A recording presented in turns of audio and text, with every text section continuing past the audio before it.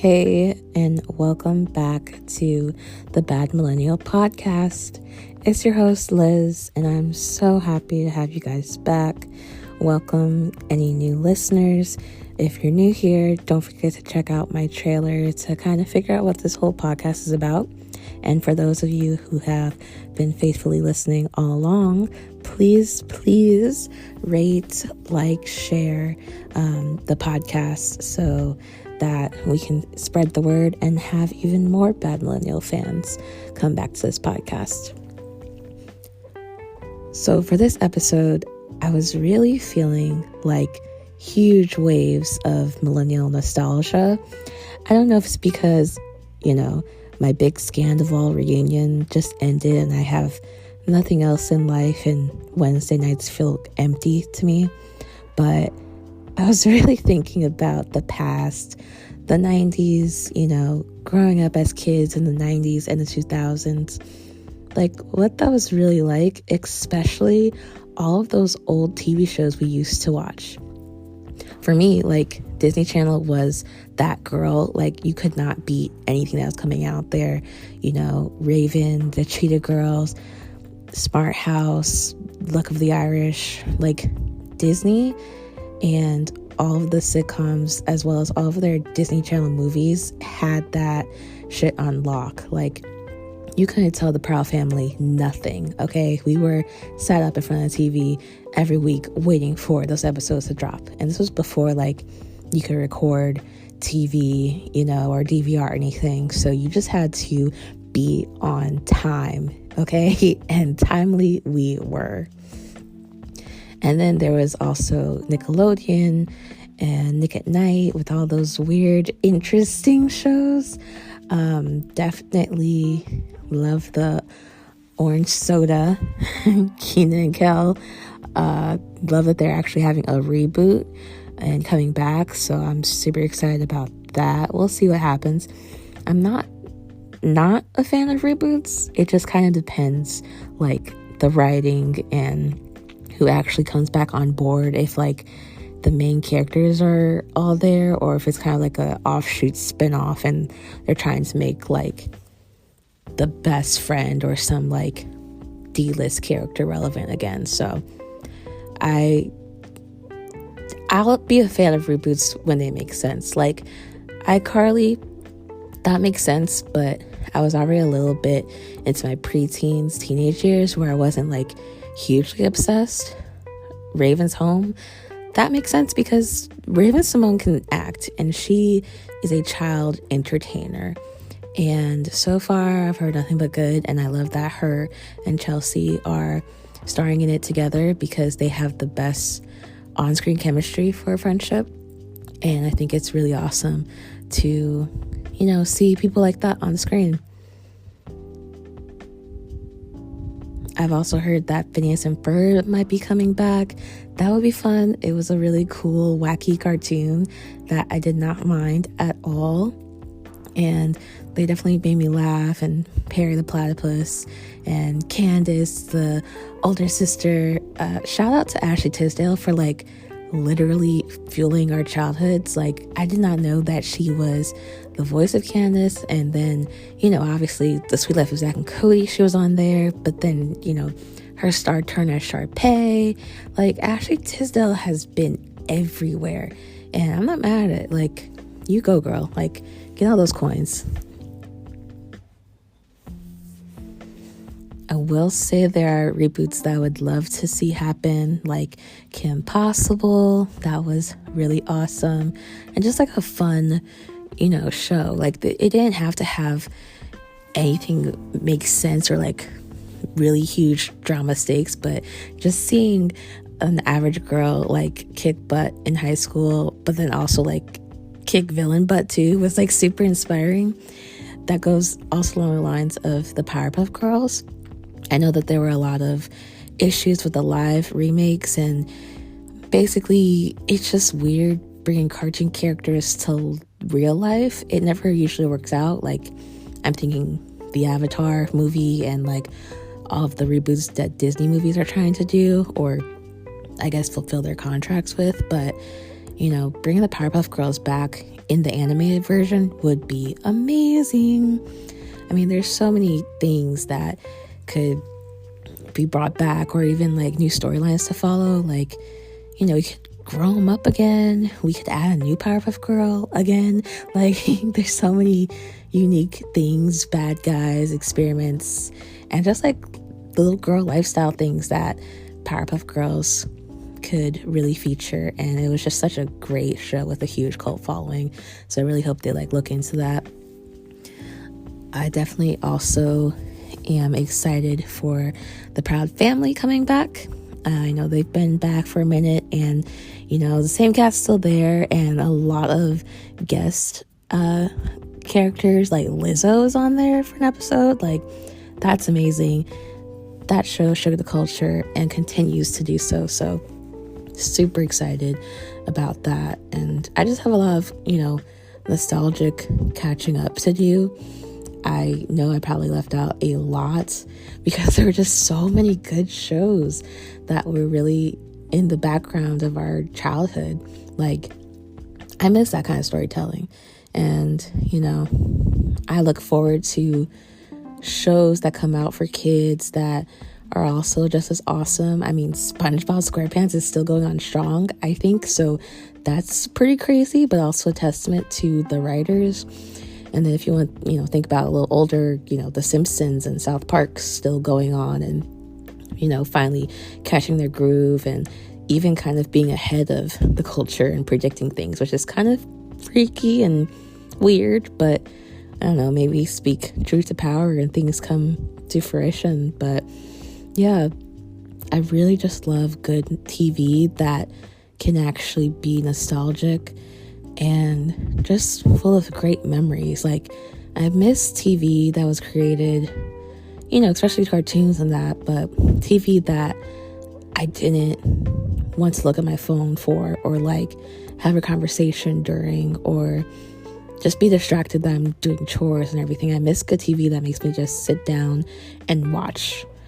And I kind of got that high with some of the Housewives, definitely with the whole Vanderpump Rules scandal of it all. And if you haven't checked out my thoughts on that, definitely listen to a couple episodes back, because I had a whole thing about Vanderpump Rules and all of the scandals that went down. But yeah, TV like that grabs my attention, can be pure or just crazy, and like TLC or whatever, documentaries or murder mysteries, fine. But yeah, something about something that's good writing really, really tugs at my heartstrings, and that's why I fully support the WGA writer strike that's happening right now. Freaking pay your writers and promote your writers and give them fair living wages, because as we've seen with numerous strikes and holds before, Hollywood can't move forward without writers. I know you guys think that Chat GPT is going to be the new god, but it really isn't. It is more so a little crutch. It's a nice little proofreading tool. It's a nice little extra arm of Google. But if you really actually want to have good shit and good shows, you need real people.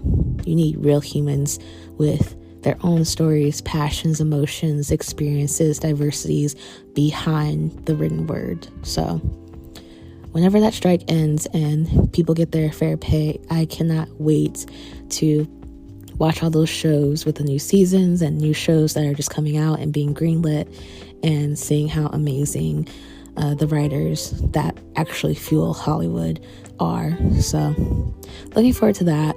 And in the meantime, I'm really just watching a lot of reality TV, a lot of documentaries, based on a lot of scandals. I mean, Hulu's coming out with a lot of things. Peacock surprisingly came out with a huge punch this year. I'll definitely say their uncensored versions of things is also bringing the heat up even higher. So that's amazing. HBO Max, whatever that terrible campaign was, but I'm gonna call it HBO. Like it still has its crazy shows on there. I know The Idol came out, and I'm just like, I'm kind of sick of having the male perspective on the female perspective and how women feel about sex, their bodies, fame, men. Like, it's just so misogynistic and old, and it's a huge testament to the director who she left originally, and they got the guy who, like, produces Euphoria. But even actors on Euphoria, like, came out and said that, like, yeah, we need to tell him that we need the sex scenes toned down, or I'm not shooting this, or I don't feel comfortable with this, because this guy, like, really loves to rip apart women through his director's lens. So I will not be watching The Idol. I will be reading all of the tweets that are making fun of it and memeing it, but I don't think I need to put my eyes on anything like that, even if it's for the quote-unquote sake of art. I'm good. You can keep that, HBO. But yeah, so many nostalgic shows to catch up on and rewatch as well. And to quote, I mean, honestly, like, when, the pandemic happened, like, TV was our escape. Like, art and music and entertainment was the huge escape that we all kind of fell back to and clung to, especially when we were isolated and told to stay indoors. So I definitely love this medium, and I'll continue to support good work. I'll continue to support trashy work, fun work, and just stuff that, like, speaks to me. And I'm super excited for all the movies that are coming out too. Not to knock on big movies, because obviously TV is, series bound and season bound, so there's a lot more to talk about than just a one-off of the movie. But there's some really bomb-ass movies out that have taken years, sometimes even like a decade or more to create. So shout out to the Spider-Verse movie. That was just chef's kiss. Amazing, beautiful, honest, emotional, just real, raw, beautiful work. Like, the animation alone, I mean, you could write a million theses and dissertations on it. Like, it is astounding. And then pair it up with all of the voice actors, all of the characters, all the offshoots of Spider-Man, and the whole universe of Spider-Man. Wow. Like, definitely my number one hero. And then I'm super excited for The Little Mermaid with Chloe Bailey. With Halle Bailey. Chloe Bailey's her sister, and she's done her awesome thing as well. But I'm super excited to watch The Little Mermaid revival. Real interesting how they put a lot of things together, and just seeing, like, a lot of the behind the scenes where she's in water and actual waves and dangerous situations in real life. Like, I thought it was all CGI. Like, I thought maybe real life was the beach and walking around, but girl worked. Like, Halle, I have to give you your props and your flowers. Like, that stuff is hard. And I'm also finally excited to see the Barbie movie later. The Barbie movie and Greta, like, they're just really, really, really reaching back into our minds and just pounding on that childhood nostalgia, of simpler times, of when our imagination was king and we could just run wild with it. No consequences, no storylines that actually made sense, but just had fun. Like, I remember growing up, my whole room was pink. I had Barbie bed sheets and a canopy for my childhood bed. And I got all the Barbie dolls, all the Mycene dolls. I got the, kid sister, Kelly, I think her name was. I got the Barbie truck. I had the Barbie dream house with the elevator that would go up and down. I had maybe one or two Kens. And for some reason, I always popped the heads off my Ken dolls. I don't know why. And they also always ended up naked and had no clothes. So, yeah, I basically prioritized my Barbies and Mycene dolls, and later on, American Girl dolls, because the women were the star of the show, and their stories and lives were the most important to me. And, God forbid someone try to come play with me and ruin my whole, storyline and narrative that I had set up in my head. Like, I loved playing with my Barbie dolls by myself because I knew how everything was going to go and how Barbie actually preferred to live her life. And no one else's storyline would ever add up to mine. So that kind of makes sense now why I am a writer and copywriter and now a podcast host who kind of just rambles on to herself. But yeah, all in good fun. Just left my little creative mind. Who knows where it's gonna go next. But yeah, I'm super excited for the Barbie movie coming out this summer. I am so ready for all things Barbie, and he's just Ken, genius. And I love how many different diverse Barbies there are. I mean, Issa Rae is the president. Come on now. I am already sold. Amazing. I cannot wait. And all the little Barbie core things that have come out, and people loving pink again, and them saying that, oh my God, they ran out of the color pink using all of that paint for the sets and everything for the movie. Just hilarious marketing to me. Even if it is true, that's just hilarious and amazing, and I cannot wait to see it and see even how Ryan Gosling works with this Ken caricature guy, because he really did say it best in one of his interviews. You guys, be honest, you never thought about Ken. You never cared about Ken. I didn't even think about Ken. And so now I'm kind of the voice for the Ken and bringing his whatever character to life. But yeah, nobody really cares about Ken. And it's also funny that all of the other guys in the film are just also Ken. So it's Ken versus Ken versus Ken versus Ken. And it's going to be really funny to see how all of those different personalities work and how those Kens work in relation to Barbie, because it seems like Ryan Gosling's Ken, kind of his mood is only based on whatever makes Barbie happy. Outside of that, he has no idea who he is, what he wants, and I don't even think Ken has a soul.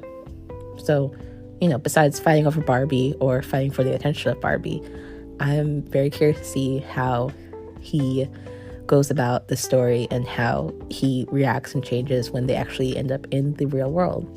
But mostly 100% down for Barbie, and Margot Robbie is a great casting. The trailers already, just that one scene where she walks out of her high heels and her feet are still in those perfect points. The chills I had, the nostalgia I felt, the just, oh my God of it all. Was that just highly CGI'd? Was that actually her real feet? Was that really cool graphics? I don't know. And I'm excited that I don't know, because it makes me want to watch this even more and wear all pink and maybe bring a Barbie or two to the showing. So super excited for that movie. So again, movies like that not only stir up the nostalgia of it all and bring out the bad millennials in all of us, who would have thought, 30 plus years on, we would be caring about Barbie again and excited to watch a movie about Barbie dolls and Ken dolls. Not me, but I love it that, it's not just watching, actual Barbie doll videos or anything, or bringing back the whole My Little Ponies of it all. It's actually probably going to be a really cool commentary on our culture and just gender roles and the color pink and, what we really think of Barbie and Barbiecore, because Barbie was created to stand alone. She wasn't created for Ken. She came first. And so I'm really excited to see what Greta Gerwig and the cast really have to say and what spin they're going to put on it for all of us. But I really think this is one of those movies that was made for millennials, especially my bad millennials, and I'm so excited to see what comes out of it. So it's going to be a hit, a blockbuster hit, already calling it. Just not patiently waiting for it to finally be released. So yeah, that is all of my millennial nostalgia reminiscings I had for you guys. I know there's so many other awesome shows, cartoon or not, that I left out. Like I'm thinking of like Fairly Odd Parents, Jimmy Neutron, As Told by Ginger. Like, I mean, is Fairly Odd Parents even still running, or was that wrapped up? Like, I don't know. But you know, there were so many good shows that it's like kind of hard to remember and name and list them all. So, oh my gosh, the Rugrats, guys, how'd you let me forget that? Like, they went to Paris. We like found Chucky's mom. Like, oh my gosh, yes. The Rugrats, those little Rugrats, I love them so much.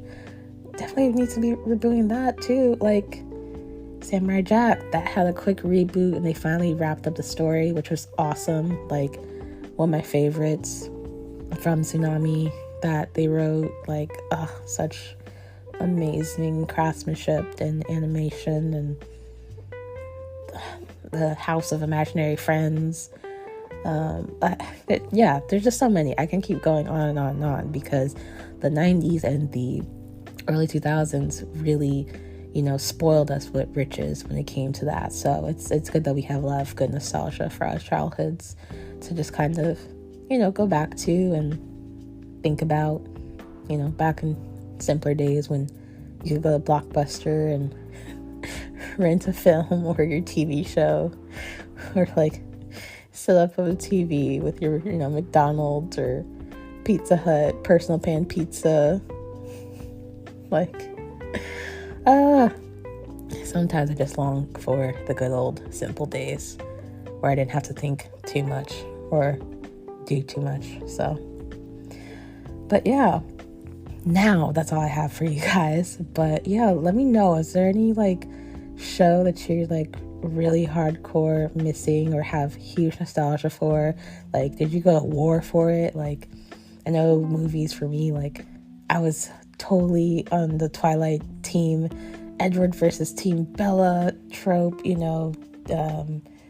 versus Team Jake. Sorry, yeah, I was definitely Team Jake. Like, the vampire romance was never truly fun for me. And then when the movies came out, I was just like full ick towards Edward being so pale and serious. So but yeah, is there any like nostalgic TV shows, cartoons, or movies that you guys like really loved and would love to see rebooted today?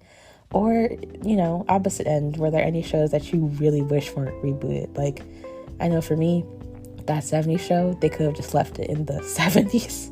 The reboot on Netflix is okay, but honestly, I just was there for the guest stars coming back, the original cast, and then obviously Kitty and the dad still being there was really cool. But it's kind of boring trying to get to know a new younger cast when you're really only there because you wanted to see what Fez was up to 10, 15, 20 years later on. So they could have left that one in the vault, but who are we? We are just subscribers and watchers. So yeah, so leave comments. You can also leave a voice message if you are listening on Spotify. There's a link in the show notes as well in the podcast series page. So if you guys want to leave a voice message and tell me what shows should be rebooted and which ones should have just stayed in the vault, let me know. I'm curious to hear your thoughts.